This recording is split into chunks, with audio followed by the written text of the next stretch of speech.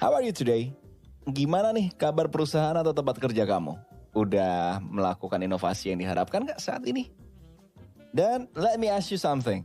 Udah berapa banyak sih kira-kira presentasi tentang inovasi yang kamu dan perusahaan kamu tuh ikutin baru-baru ini?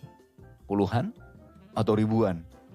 Ya mungkin aja sih perusahaan dan kamu ini lagi ngalamin innovation fatigue atau kelelahan dalam berinovasi.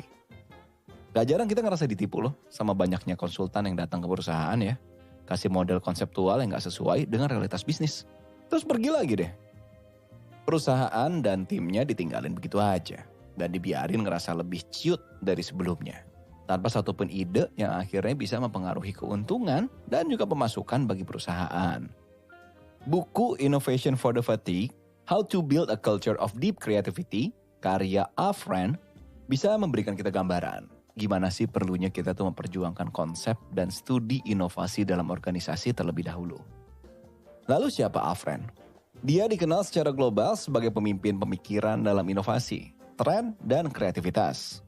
Afren juga seorang speaker, penulis, kolumnis juga, serta komentator terkemuka tentang kepemimpinan dan budaya organisasi.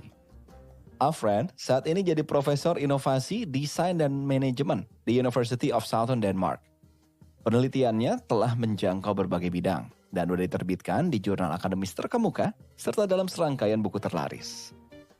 Lewat buku Innovation for the Fatigue, Afren menantang gagasan yang terbentuk sebelumnya dan memprovokasi pemikiran di seluruh dunia tentang gimana perusahaan bisa menang inovasi.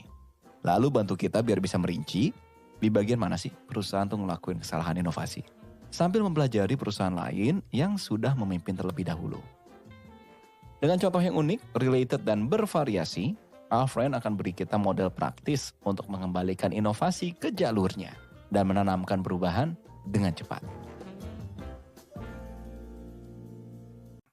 Inovasi menjadi kata kunci yang membosankan. Apa sih inovasi itu? Ini yang akhirnya jadi hal yang bosan ya buat sebagian dari kita. Apa benar gitu? Ini mengingatkan Afren saat dirinya tuh menjadi speaker dan ngisi sebuah acara untuk para pemimpin perusahaan 1 dekade lalu.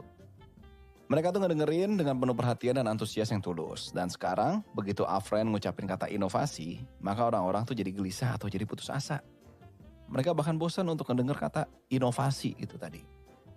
Ini berlaku juga saat kita ngedengerin jargon kewirausahaan lainnya. Seperti revolusioner dan terobosan. Sementara dengan terlalu banyaknya pembahasan tentang inovasi, ini bisa bikin kita tuh jadi sangat bosan. Karena semua tuh jadi berasa berulang-ulang aja. Padahal kita mengharapkan akan ada ide-ide baru yang menarik untuk menginspirasi kita. Afren ingin menunjukkan kalau ada saatnya nih kita perlu ngudain kata dan cara yang sedikit berbeda. Yang nggak terasa template dan keluar dari kebiasaan lama. Dan dia menemukan sebuah fakta lewat eksperimennya saat jadi speaker tentang inovasi di perusahaan teknologi terkemuka. Di luar kebiasaannya nih, Afren coba untuk kasih materi yang agak nggak masuk akal. Dan pakai kalimat yang nggak biasa dipakai di bidang kliennya. Tebak apa yang terjadi? Para pesertanya dengerin dengan penuh semangat. Bahkan beberapa peserta terlihat mencatat tuh dengan sangat antusias. Perusahaan sering kehilangan potensi inovatif. Afren tanpa ragu merekomendasikan sebuah judul buku karya Frederick Erikson dan Bjorn Weigel, The Innovation Illusion. Ini isinya tentang gimana segitu banyak orang ya yang kerja sangat keras, tapi cuma bisa ngasilin begitu sedikit produk. Dan mirisnya lagi, ini benar-benar mewakilin apa yang terjadi di banyak perusahaan saat ini. Faktanya lagi di banyak bisnis, ada banyak orang-orang yang terdidik dan berbakat, yang ngabisin banyak waktu mereka untuk tugas-tugas yang gak guna, dan peran yang juga gak berguna. Baik itu birokrasi checkbox lah, atau untuk shallow target dari si perusahaan sendiri. Di mana potensi kreatif mereka tuh gak termanfaatkan dengan baik. Afren ngungkapin kalau dirinya tuh sering ngunjungin organisasi-organisasi yang sedang berjuang. Dan nemuin kalau perusahaan itu tuh bisa kaya akan ide kalau perusahaan itu lebih banyak dengerin input karyawannya. Jadi, ini yang bikin banyak perusahaan sering kehilangan potensi inovatif yang ada di depan mata mereka. Alasannya jelas, karena gak bisa ngelihat dan manfaatin potensi sumber daya yang mereka miliki dengan sebaik-baiknya. Dan sebaliknya, perusahaan tuh harus lebih bisa bikin proyek besar yang unik dan penting, sehingga kemampuan kognitif yang dimiliki oleh para karyawannya bisa disalurkan dengan maksimal. Lingkungan sangat penting untuk inovasi. Inspigoers, kamu pasti gak heran ya dengan adanya persaingan ketat dalam politik kantor. Atau dalam skala lebih besar nih, persaingan departemen yang mendominasi dalam sebuah organisasi. Ini bisa jadi hal yang useless loh. Dan gak heran karena ini semua tuh bisa bikin inovasi apapun jadi gak guna. Dalam kondisi ini, Alfred, sang penulis, menghubungin inovasi dengan budaya yang ada di dalam sebuah perusahaan. Di mana inovasi sering dikaitkan dengan istilah seperti maverick dan juga dinamisme. Tapi malah mengabaikan faktor mendidik. Ada aspek-aspek tertentu dari budaya perusahaan yang gak match dengan lingkungan yang dibutuhkan untuk inovasi.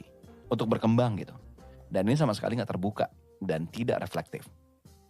Agar bisa berhasil menanamkan inovasi ke dalam organisasi, ini berarti kita harus mendorong budaya yang bisa ngerangkul dan memelihara semangat berinovasi. Organisasi harus berhati-hati dalam merawat budaya kerja mereka. Bukannya cuman ngandelin kecemerlangan dari satu orang aja.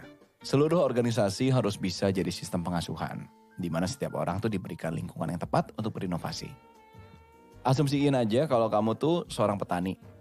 Jadi kamu gak akan bisa ngarepin seluruh tanaman tumbuh subur dan ngasilin produk terbaik kalau kamu nanam di tanah yang keras dan memang tanahnya gak subur. Yang mana ini tuh sama artinya dengan lingkungan yang kondusif memang sangat penting untuk kita bisa lakuin inovasi. Perusahaan harus fokus pada inovasi bermakna. Di buku ini diungkap sebuah jajak pendapat yang dilakukan oleh The Gallup Organization. Ini tahun 2017 ya. Katanya hanya ada sekitar 15% karyawan secara global yang merasa terlibat secara bermakna dalam pekerjaan mereka. Banyak dari orang-orang itu berada dalam apa yang disebut oleh ahli teori radikal, David Graeber, sebagai bullshit jobs. Intinya, ini adalah sebutan untuk pekerjaan yang tidak efektif dan menyia-nyiakan kemampuan karyawan. Lalu kalau bullshit jobs dan juga jargon perusahaan yang monoton bisa menyebabkan sikap apatis dan penurunan inovasi, maka tujuan pasti adalah solusinya.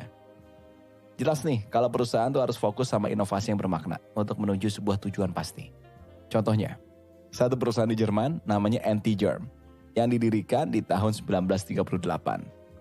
Ini perusahaan internasional terkemuka dalam industri kuliner yang menyediakan deterjen, disinfektan, dan layanan lainnya untuk perusahaan susu, peternakan, serta industri makanan dan minuman. Mereka memilih keluar dari zona aman. CEO dari Anti-Germ, Matthias Kotter, melalui anak perusahaannya, Medintech, mereka menciptakan produk yang benar-benar revolusioner. Disebutnya dengan Aquatabs. Aquatabs ini adalah tablet larut yang bisa dimasukkan ke dalam air nih, yang paling terkontaminasi sekalipun, agar bisa membuatnya bisa diminum. Ini solusi murah dan mudah untuk bikin air minum di negara-negara yang sebagian besar airnya nggak bersih. Aquatabs udah dipakai oleh LSM yang nggak terhitung jumlahnya secara global. Mereka nyelamatin banyak nyawa, serta ngurangin jumlah anak yang meninggal karena diare parah dan dehidrasi karena penyakit yang ditularkan lewat air. Efek inovasi seperti ini terhadap budaya bisnis secara keseluruhan sangat membuka mata. Investasi mereka di Aquatabs nggak cuma mengkomunikasikan kalau perusahaan ini tuh lebih dari sekedar disinfektan, sekaligus nunjukin kepada karyawan.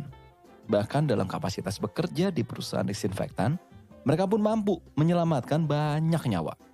Hasilnya adalah budaya inovasi yang sehat dan jauh dari bullshit jobs.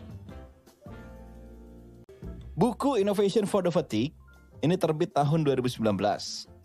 Ini tuh bisa jauhin kita dari kutukan dunia korporat, yaitu innovation fatigue itu tadi, atau kelelahan inovasi. Di mana banyak ya organisasi itu malah nggak segera nyiptain sesuatu yang berguna dan baru, dan malah terjebak ke dalam kata-kata disruption dan juga blue sky thinking. Kenyataannya para leader dari perusahaan ini tuh selalu cari momen keberhasilan mereka. Dan mereka sadar kalau inovasi memang perlu menjadi prioritas utama. Tapi mereka sendiri masih terus mencari nih, gimana sih caranya berinovasi? Bisa dibilang, buku ini adalah penangkal janji-janji kosong yang menyelimuti industri inovasi. Dengan merancang budaya perusahaan yang memelihara ide, tapi juga bertahan dalam melawan perubahan secara bertahap. Kita akan diarahkan oleh sang penulis untuk bisa menemukan kembali dasar-dasar dari imajinasi, empati, permainan, dan keberanian yang kuat. Semua itu berperan penting dalam menghadirkan inovasi yang berdampak nyata pada perusahaan kita.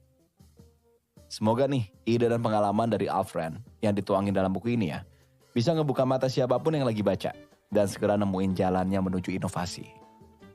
Buku ini juga cocok sama kamu, para pemimpin perusahaan yang ingin coba sesuatu yang beda ya dalam berinovasi.